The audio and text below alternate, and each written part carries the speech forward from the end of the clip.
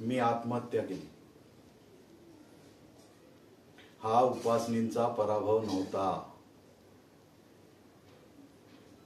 तसं तर सुधार शाळेत येणाऱ्या मुलांपैकी 70% मुलं मानाने जगायला लागतात. मुलांसाठी झटणाऱ्या संस्था त्यांच्या प्रयत्नात यशस्वी होतातही. पण प्रश्न उरतो तो आम्हाला कोण सुधारतं हा नाही, आम्हाला कोण बिघडवतं हा. मी एक अभिमन्यू, चक्रव्यूहाचा भेद करता न आलेला एक अल्पवयीन अभिमन्यू. पण आम्हा सगळ्या अभिमन्यूंच्या भोवती हे चक्रव्यूह रचणारे कोण? आई, नाना, मामा, मक्या, दुकानदार की सगळेच?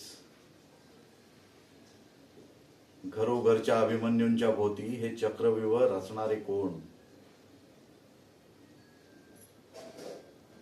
विचार करा, विचार करा, विचार करा.